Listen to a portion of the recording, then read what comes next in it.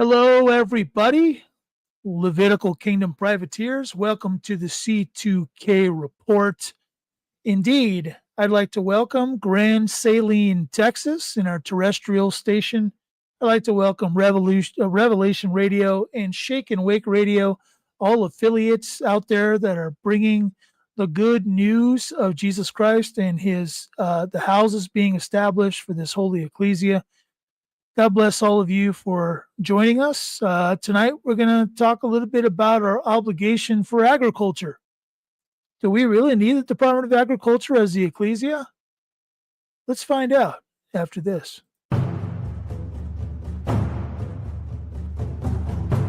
We have given up ground as a church, as an ecclesia, as a body of Christ. We have given it away. It's not been taken from us. We have given it up. Babylon has no authority. When I talk about schemes like registration, schemes are created out of greed, envy, and fear. We've read the end of the book. We know where the victory lies, and it lies in Jesus Christ. This is what I want to do with fear. Okay? We don't need it anymore.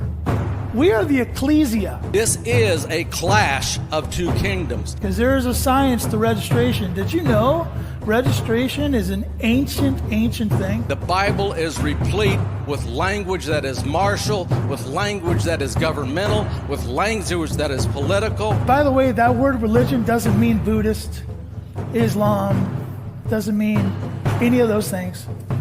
It means Jesus freaks and holy rollers. We can mix church and politics, because my Bible tells me that the government will be on his shoulders.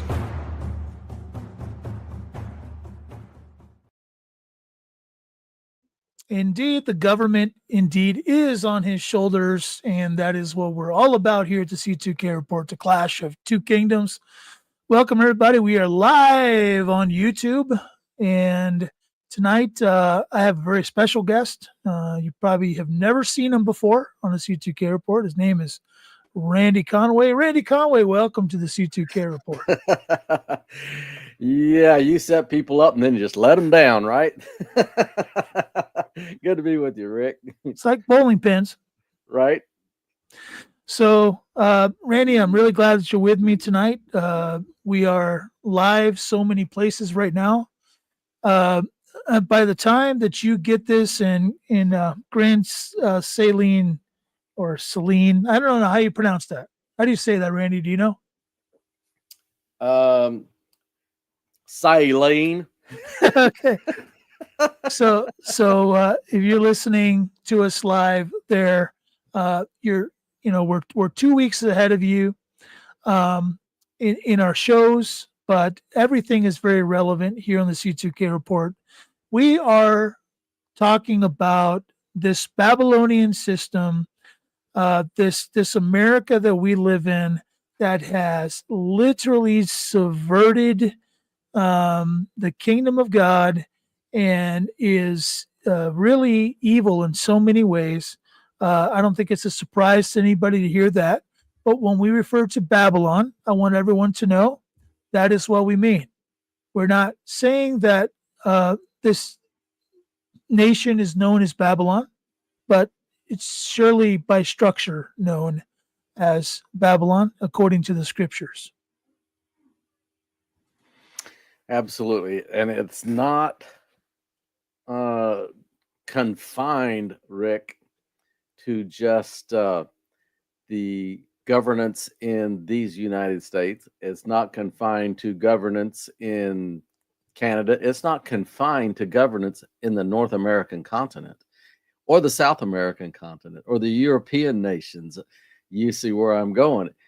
This is a worldwide system of governance that's interconnected by the web weavers of the L-ites. Some people call them elites, but they're L-ites, like that comes from Gary Wayne, by the way. I didn't come up with that, but I thought that was a great term to coin for what we refer to as elites, the L-ites, just like the ites that were not completely human from the Genesis 6 narrative that God told the people he rescued out of Egypt to remove them from the land.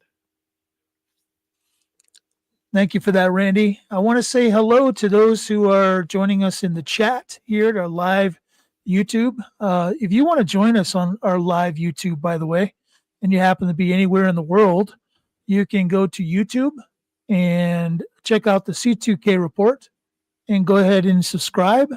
And when you do, you'll get notified that a live event is coming up, usually every Wednesday, sometimes on a Thursday. It just kind of depends on whether Randy's got to go support his grandchildren or not. Right. Normally, this is our normal time and place. We're trying to establish that, right? Right. And that's definitely not throwing you under the bus at all. I'd be doing the same thing if I had grandchildren playing major college basketball. So blessings to everybody who's come to see the C2K report tonight. Tonight, we are going to talk about agriculture, because agriculture is another one of those things that's been offered to us by the Babylonian system. They have a department. They call it the Department of Agriculture. Every once in a while, you'll get a cool little survey that'll come to your mail, right? The USDA survey. And a lot of people get really annoyed by that. But it's a way that the USDA, the United States Department of Agriculture, gets a little bit of compelling interest over you. So let's talk a little bit about the agriculture and how we need to take back control and authority over the things that we eat, and as it relates to food. Yeah, and those surveys, I just sent them right back to him. Said you sent this to the wrong person. Exactly. Yep, and you can definitely do that. So Randy, what do you say? I mean, we really do have to take control of what we put in our mouth. I mean, I think we're being poisoned at every level, whether it's through the water, through the food, through the air. And all those are different responsibilities within Babylon that we need to take back. But what say you about the food? Well, it's interesting because when you think about the United States Department of Agriculture, and there was a time in this country when you thought, wow, I'm not buying food that doesn't have that stamp on it. USDA approved, got to have that stamp on it. And the thought is, and this is the theory, and this is what is presented to you and I. It's presented as, we're going to make sure your food is safe and your water is safe, and there's nothing in there that's going to harm you, or it gives that stamp of approval. I mean, it is the golden ticket that I know it's okay. And if somebody doesn't have that stamp, don't buy from them because they don't have that stamp. So in theory, what a great thing that we have a department that is concentrating on, committed to making sure that all the sources of food and nutrition and water and drink, anything that's sold to be consumed by our body, is safe. So in theory, wow, it sounds great, doesn't it? But what is it in reality? I think it's something completely different in reality. And maybe in its inception, there was a lot of good things happening, but it has morphed.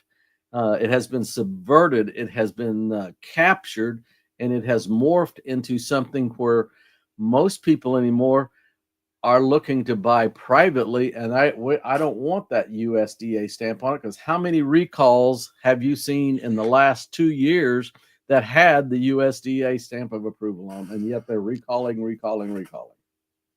And Randy, it even gets more interesting because you start to see people clamoring for more laws.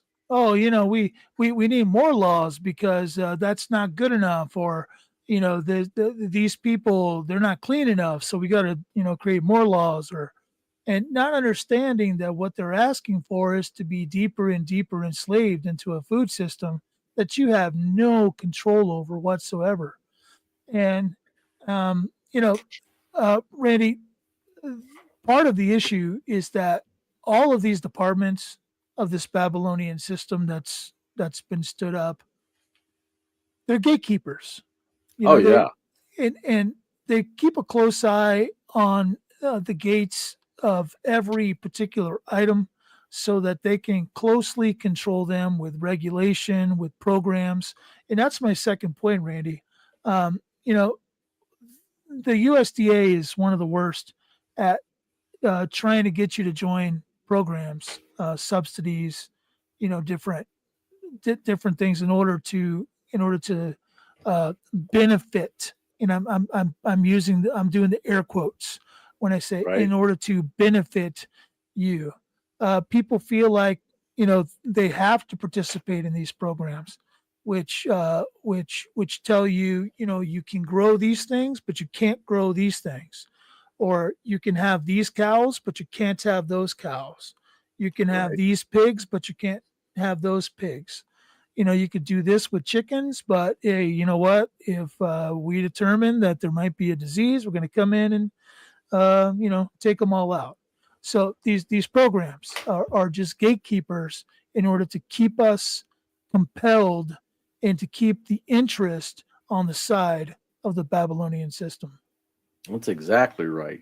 And in fact, subsidies equals contract, programs equals contract, benefits equals contract. And once you're in contract, guess what? You have to abide by the regulations of that contract, the terms and conditions of that contract.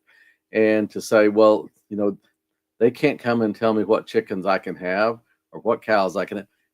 If you're under contract, they can.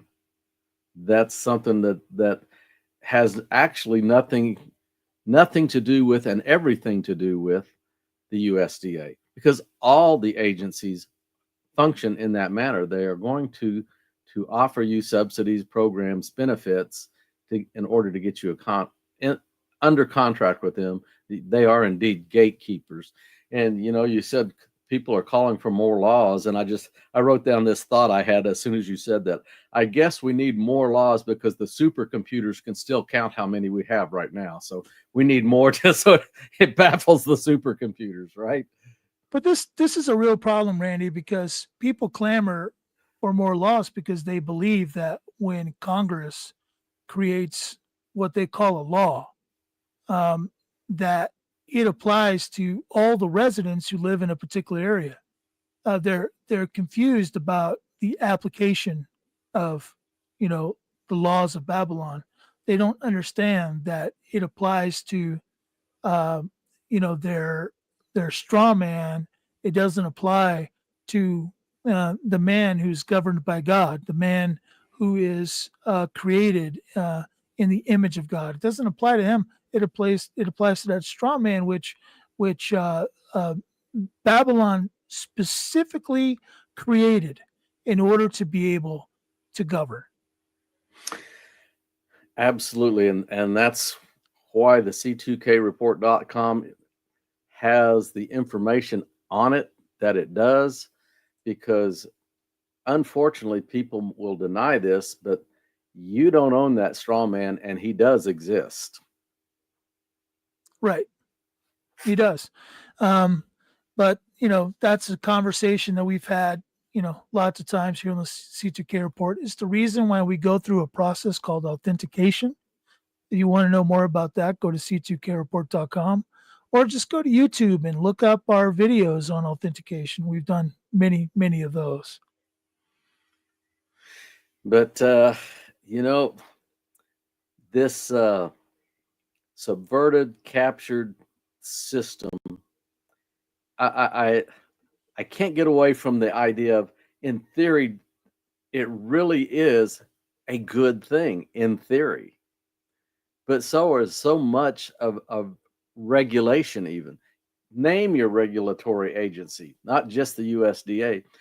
Regulation in and of itself is not an evil thing. I mean, it's probably a really good thing that you have a regulation within a city that you can't dump your raw sewage on your neighbor's yard.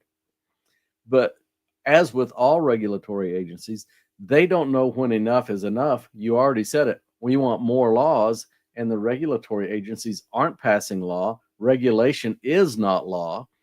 And if that straw man is owned by the system, then you must abide by the those regulations, regardless of how ridiculous they become or how numerous they become.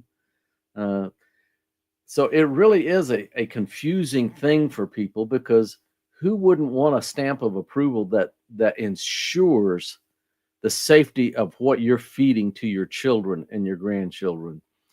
How evil is it then that we have this agency that in the public eye is presented as this great thing for all families, but outside the public eye, it's destroying family farms, it's destroying lives and livelihoods. I don't even know how to express how really evil that is, to present one thing and do another. Randy, you brought up a good example. You said a neighbor dumping all of his sewage on another neighbor. Nobody argues about that kind of law. Well, Right. I would say this: why do we need a law against something that's obvious?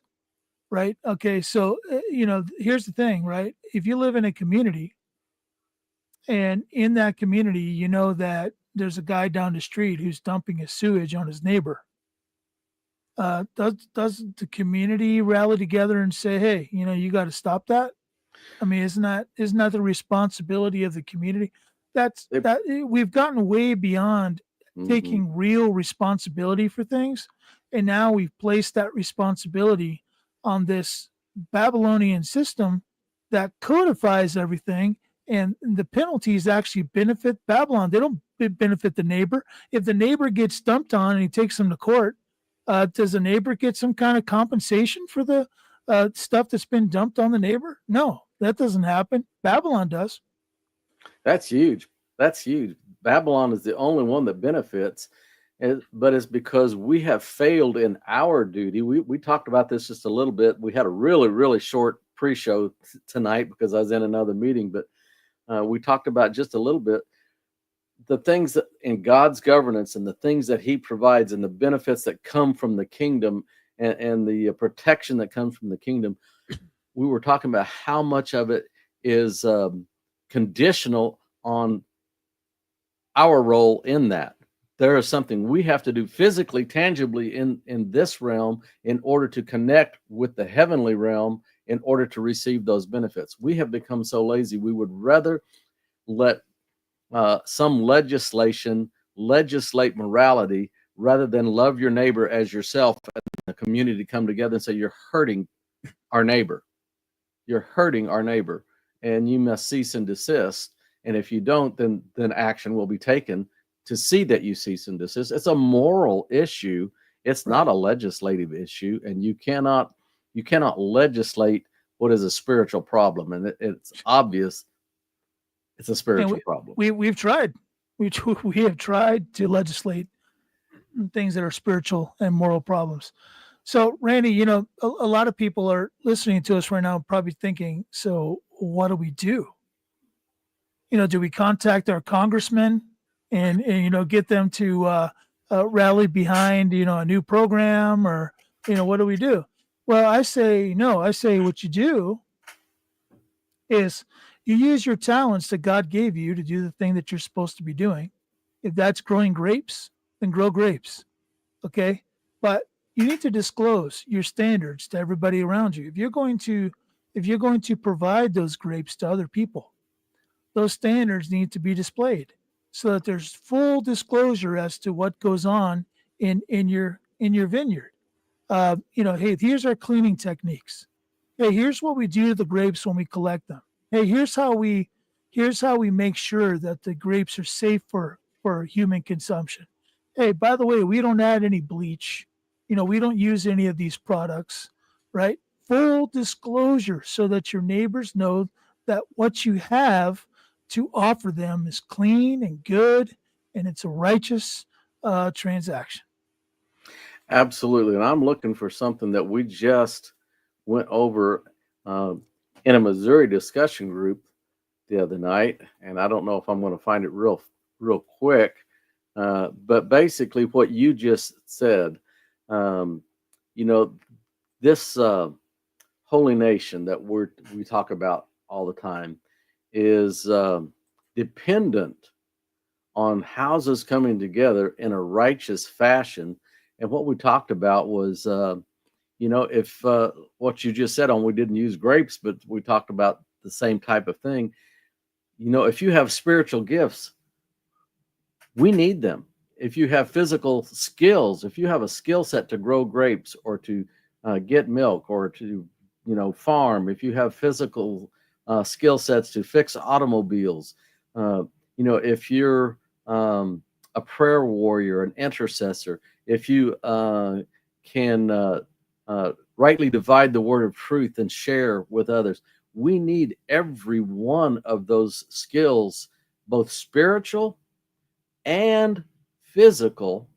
And I didn't find the slide I was looking for, so I'll ignore it because I paraphrased it, and you get the gist, exactly what you're saying. Because the holy nation isn't something that we're trying to, what do I say, Rick? We are just trying to come out of Babylon and live in God's kingdom.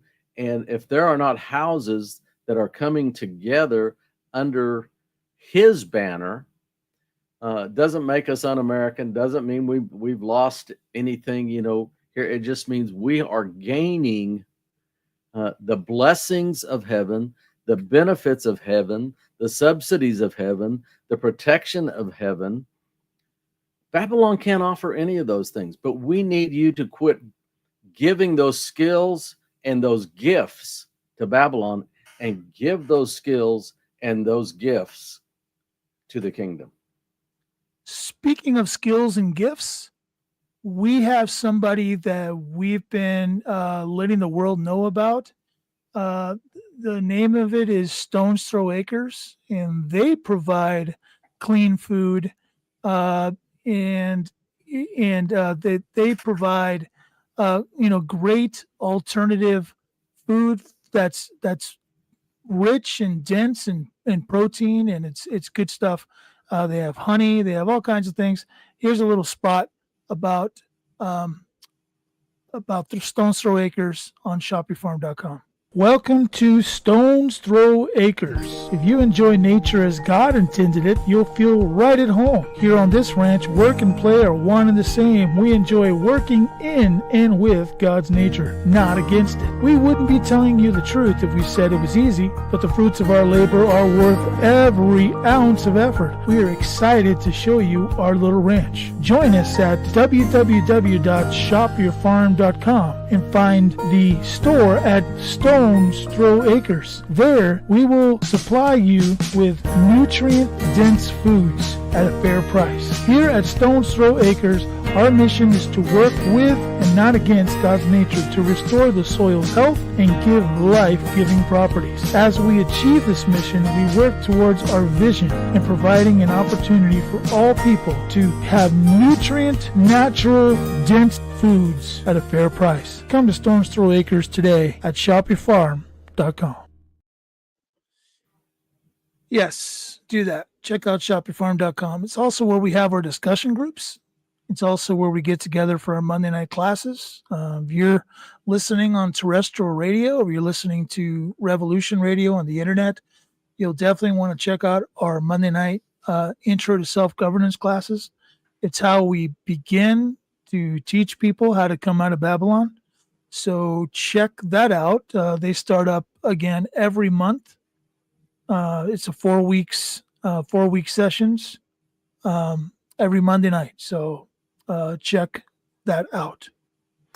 Did you notice? I noticed a comment over in the chat, which is quite astute.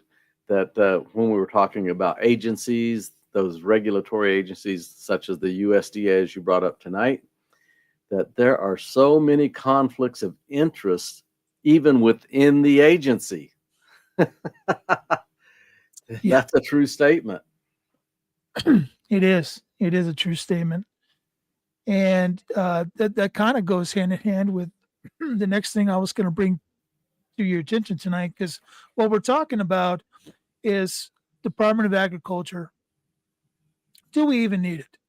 I mean, does the Holy Nation, as we come out of Babylon, the Department of Agriculture is not a department that we have really any need of. We can take back the authority over our own food. We can create our own programs. We can create our own cultures. We can create our own standards to be able to disclose to our neighbors what we're doing with our fruits and vegetables and livestock and so on and so forth. So we really don't need them. But Randy, one of the things that people often find necessary about the Department of Agriculture is there's this whole scheme concerning seeds and equipment. And you sometimes can't get access to, certain kinds of seeds or certain kinds of equipment without registering or without going through some kind of a program at the USDA. We can do something about that too. That's another role for the gatekeeper, I guess, right? Uh-huh. Well, yeah. In regards to the Holy Nation, do we need it? And answer to your question, I believe God's law, His word, makes quite a bit of reference to agriculture, how we're to treat the land, and even how you pull weeds. You don't pull them. You don't take the tares out with the wheat. You're going to ruin the wheat. And what man, if his ox is in a ditch, he won't go get him out. Caring for your animals and letting the soil lay fallow once every 7 years. And there's a lot of instruction that's already laid out. And I really doubt that the USDA is looking into the Word of God to see how to care for our livestock or our land. Good chance. Mm-hmm. Right. So, there's been a kind of a uptick, if you will, when it comes to seed. Because I've been looking and planning on some plans that my family has, because we're buying some acreage over in Wyoming, and we've been doing some planning. And one of the things that I've been noticing is that just about everybody and their brother anymore offers heirloom seeds, and they save their own seeds and resell them. So we really don't need the manipulated seed anyway, because to be honest with you, when I look at Scripture, that's the timer, by the way, folks. When you hear that timer, it kind of tells us that we're supposed to take a little break, but we got it under control. Appreciate it. Okay. But like I was saying, which the train left the station for me. I'm not exactly sure what I was saying anymore. Well, you're talking about heirloom seeds, and you're right. There are a lot of available places to get heirloom seeds, and that's what everybody wants. That's what they're looking for. They don't want these manipulated seeds. They don't want these altered seeds. There you go. That they want heirloom seeds that they know that when they plant that in their garden, or even if you're planting it in a little pot on your deck, if you're living in the city, that the seeds are going to be usable to grow another plant. Fortunately, we're just a hop, skip, and a jump away from Baker Creek Seeds down here, which is a large heirloom seed company, and they're not a government agency. They're a private business that's offering something clean. And why doesn't the USDA, if they are so much a watchdog for our health and for the safety of our food, why don't they have programs that offer heirloom seeds in the bulk in the same manner that these private companies are offering heirloom seeds? Maybe they do. I don't know. I might be speaking out of turn here, but No, I'm glad that you brought that up, because now you just reminded me of what I was thinking before the train left the station. We were talking about manipulation. You know, the word strictly prohibits us to manipulate anything that's in nature. We're not supposed to do that. That's actually called a transgression to do that. That's a sin. And so when we manipulate things that are found in nature, we're actually trying to, become God. We're actually trying to act as if we're God. And that's not something that we're licensed to do. We're not given any kind of indenture to do that. In fact, if I don't, if I'm not misremembering this, weren't there some entities that fell from heaven that were manipulating nature by creating hybrids and all kinds of things? And there was a whole event in that book that we always talk about. What's it called again? The Holy Bible, um, where where all flesh was wiped off the earth for that reason. For that reason, exactly. In fact, when you say we're not given an indenture, we're not given a license to do that. One of the very first things early on in the written word, a command from God, is that everything is a very inclusive word. There's nothing left out of everything. Everything was to reproduce after its own kind. And you're right, mixing of kinds was prohibited. Now, that's not saying that you can't graft, an apple with an apple and come up with a new apple, but it's still after its own kind. Um, of not after its own kind is exactly what you're talking about. It's changing the DNA structure of it. It's changing what God had designed, because man did not design DNA. They just found it. God designed it. And you're absolutely right that people don't realize that was the ultimate reason for the flood. People want to think, well, everybody was just so naughty at that time, but I contend that if it was just sin, then why was Christ slain before the foundation of the world? God knew there was going to be sin. He already had a plan to cover sin, but this was a transgression by the fallen angels, Genesis 6, and they did change, mixed different kinds. There were monstrosities, and some of the texts that you and I read, they did that with plants, they did that with animals, and they did that with people. There's nothing they didn't try to alter, and it brought about a cleansing judgment from God. Right. So, so maybe we ought to be careful with seed. Maybe we ought to be careful with what we use, what we place in the ground. Make sure it's not altered or manipulated. Just for the sake of righteousness. And then there's equipment, right? That's another gatekeeper. So everybody's got to have the newest tractor. That GPS system, boy. Everybody's got to have the newest this and that. So you got the USDA now getting into banking.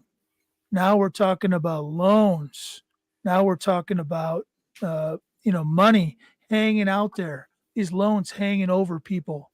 So there's all kinds of pieces to this whole USDA puzzle, Randy. Well, you're talking about the web weavers again, and they've weavers. woven a web of deceit so that they have tied agriculture with banking. And when you really get down that path, there is nothing that's not attached to money, attached to banking, and you will be blocked out of the ability to borrow. You will be blocked out of the ability to do anything except within the confines of the system as Babylon has established it. Right. They call that debanking. And it's happening. Right. It's happening more and more and more to good people who are just trying to do the right thing. Exactly. Yeah. That we could do like a 2-year series of shows on how everything is tied back to the banking. Absolutely. For sure. And then I got just one more point on this before we start talking about, you know, we're going to talk directly to the USDA and tell them what God says to do, right? Okay. So, you know, registering your interest away to the USDA, you can't do that. You can't do that. If I heard rumors that in some parts of the country, people were registering their gardens with the city. Have you heard that one? You No, know, but that doesn't surprise me. and then there's registrations of all kinds. Where they come and they make an offer and they say, hey, here's the benefit. If you'll register your cattle, if you'll register your livestock, if you'll register this or register that, here's the benefit, right? We got to stop falling for that, Randy. We got to stop falling for that. We got to get away from giving away any kind of compelling interest by registering things away. Because remember, when you register something, you're giving away administration over that thing that you're registering. Absolutely. And you just reiterated the clips that you put together for our intro when you talk about registration is an ancient practice and it comes out of greed and envy and fear. We register out of fear, and they required out of greed and envy.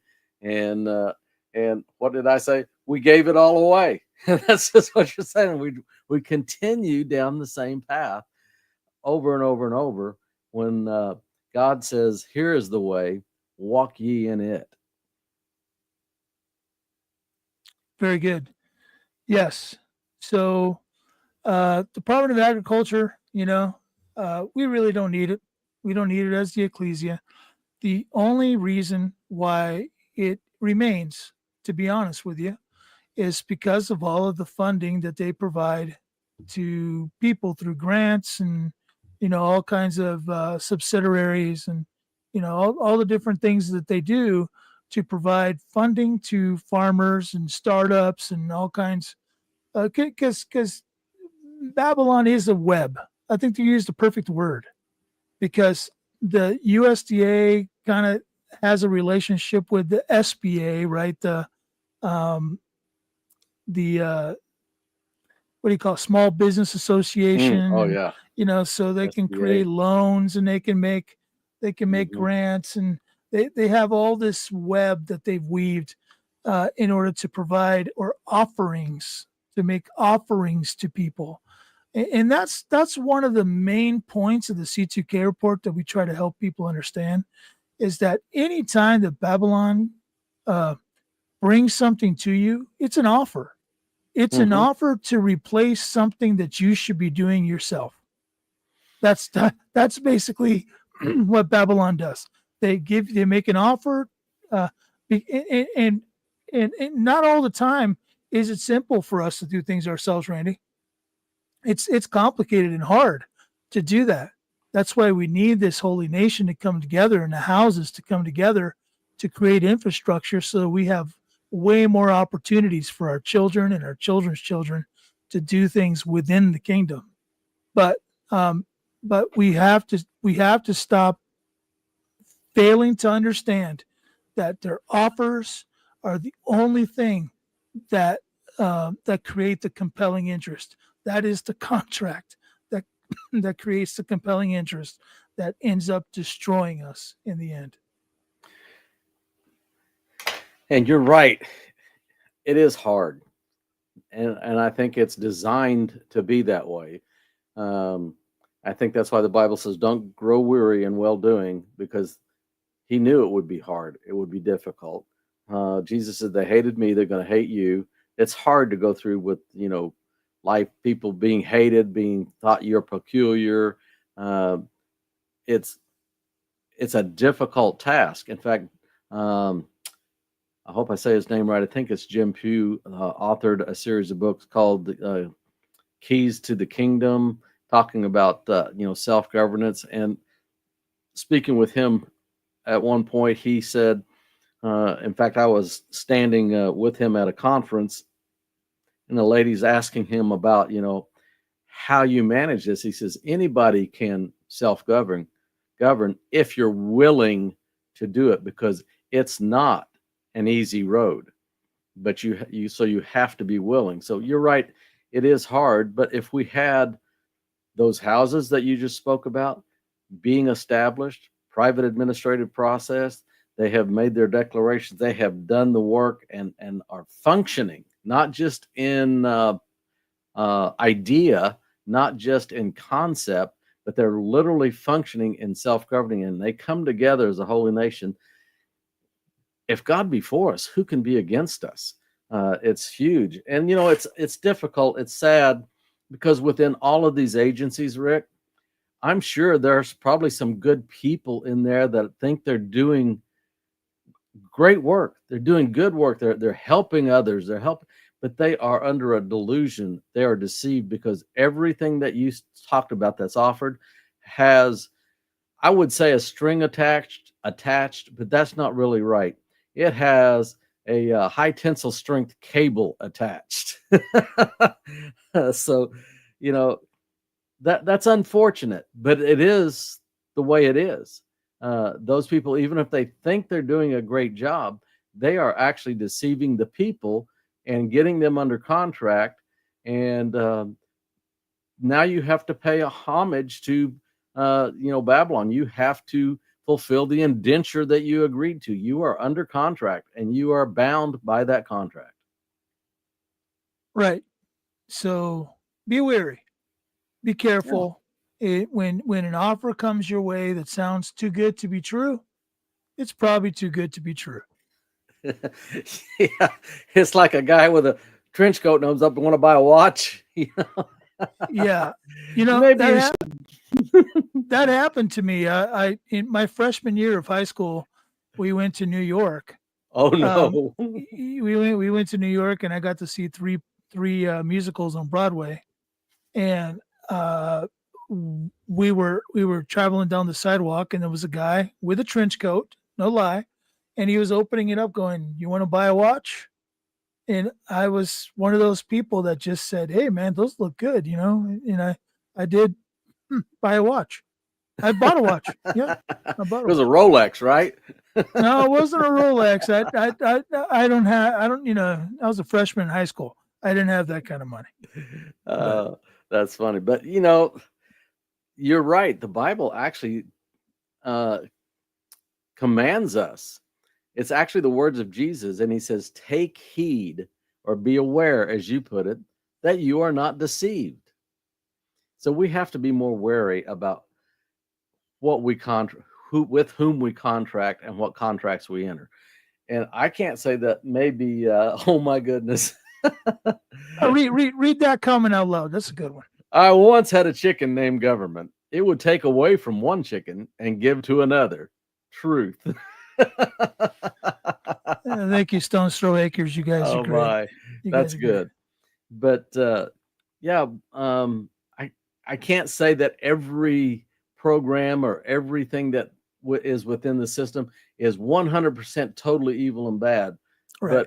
But probably 99% of them are. But that's what makes it scary, though, Randy. That's what makes it scary, is that there is enough good in there to kind of make you go, maybe I should.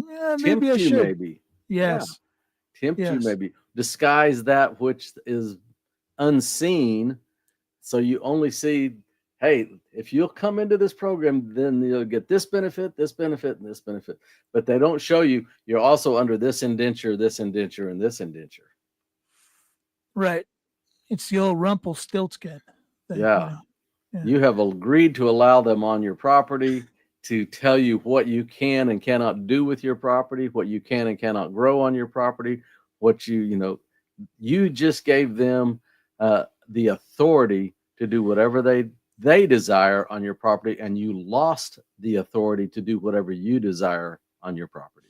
Yeah, inspection rights and all kinds of things.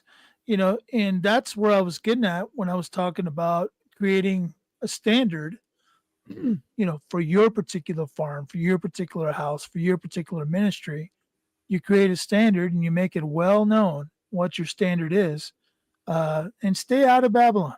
Let people who believe in your standards come and do business with you. Absolutely. Yeah, yeah, There was even a government agency over weights and measures. yes. And I used the business I was in. We had Mhm. a set of scales, and they would come ever so often and make sure Yep. that our scales weighed exactly appropriately. There, if you go Mhm. fill up your car at the gas station, there is a department of weights and measures that comes in and make sure that gas pump is reading exactly the amount of fuel that you're putting in your car. It's weights and measures. Well, there's really nothing wrong with seeing that happens, because we know there's dishonest people out there. But under a holy nation, the Bible talks about weights and measures too. And he says this is one of the 7 things that God literally hates, and it's dishonest weights and measures. Here we are having to legislate or create an organization, create an agency to make sure people are righteous. And we're already commanded to be that way because God hates it. Yeah, and there's a hidden part too that makes it even worse when you start to realize it. Every time that somebody comes into your place of business, and they're going to inspect your scale, they're going to inspect your your cleanliness or whatever, how the health agency comes in or Right. something, right? They create this document, and what do they have you do with that document when they're finished? Hang it on your wall. Well, they have you sign it, Oh, right? right.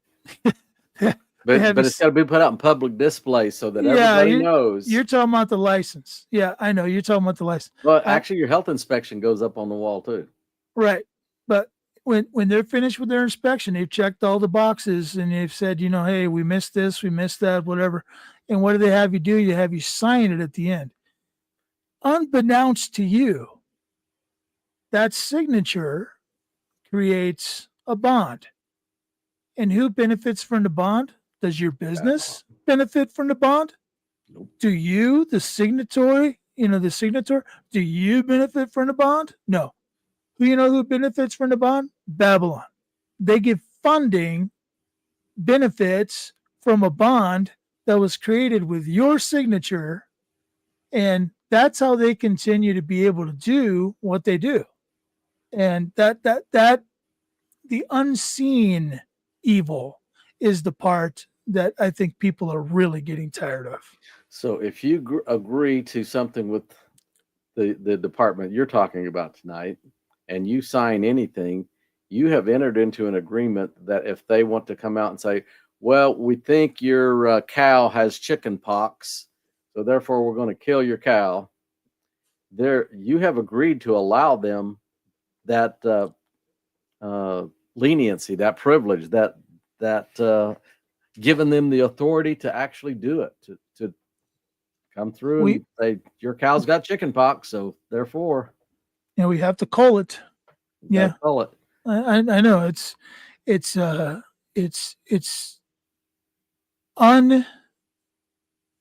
hidden evil.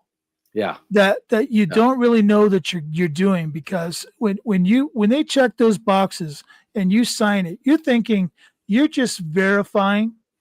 You're just certifying that the person filled it out correctly and that you were told about these things. Okay, that's what you're thinking.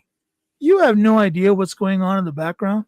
You have no idea of the weights and measures of Babylon and how they handle those kind of things. So it's just the hidden aspects of Babylon that really are evil pronounced.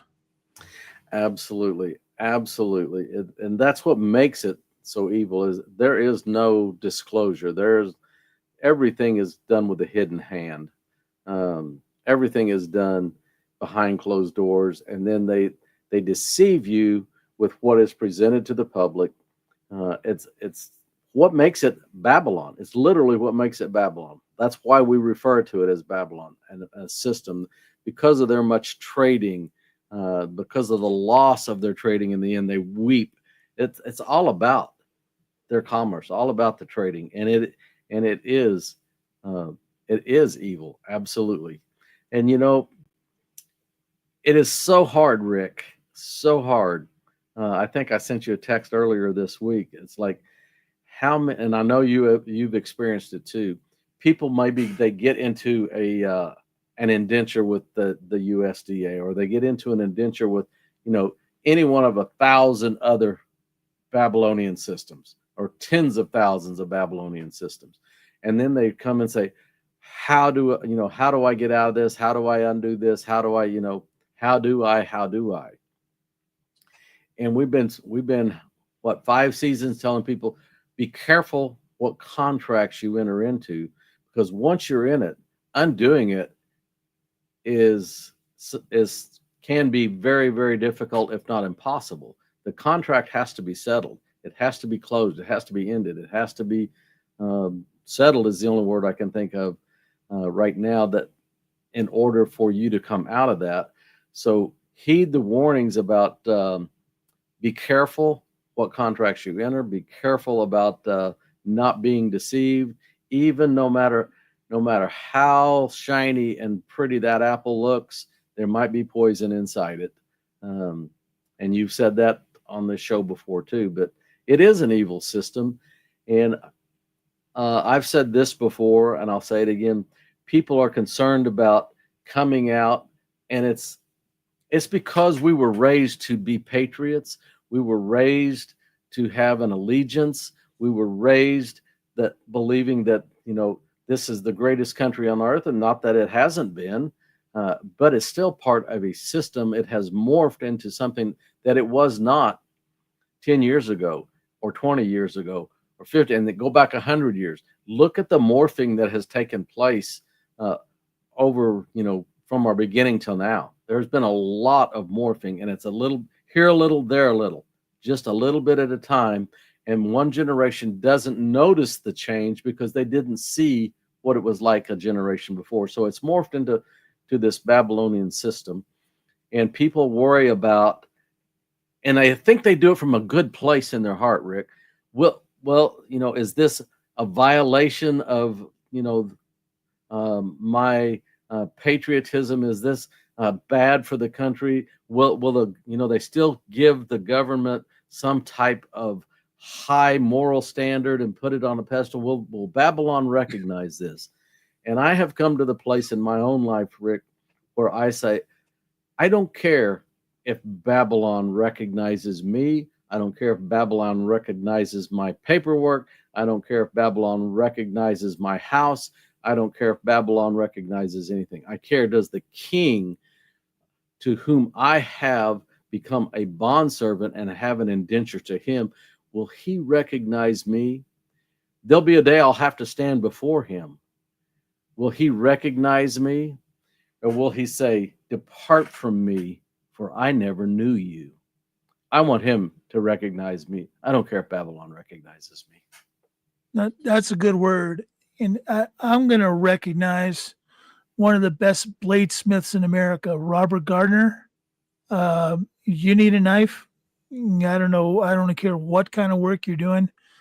This is where you need to go. Have you ever wished you could get a one-of-a-kind, high-quality knife made by caring hands instead of a mass-produced piece of tin? Robert's love for bladesmithing began at a young age when he met some experienced smiths and was amazed by the ages-old traditions of handcrafting metal and steel into stunning, functional artwork. When he first hit the hot steel with a hammer in 1986, he was forever hooked. Nearly 4 decades later, his passion is still alive and well. Robert's love and appreciation of the marvel of God's awesome creation grows even more every day. For Robert, making useful heirloom tools for others is an honor and a pleasure too. Every one of Robert's knives are one of a kind, handcrafted, one by one. Following long traditions of old school craftsmanship, he uses simple carbon steel for his knife, which epitomize the best quality steel has to offer, including ease of sharpening, keenness of edge, incredible strength, and great edge holding ability. With proper care, your Robert Gardner built knife can be passed down through your house for generations. Remember that iron sharpens iron, and may the double-edged sword, which is the Word of God, make your path plain before you, now and forever. Robert Gardner, Bladesmith, is a mission of Gardner Ministries. Gardner Ministries at yahoo.com. That's Gardner Ministries at yahoo.com.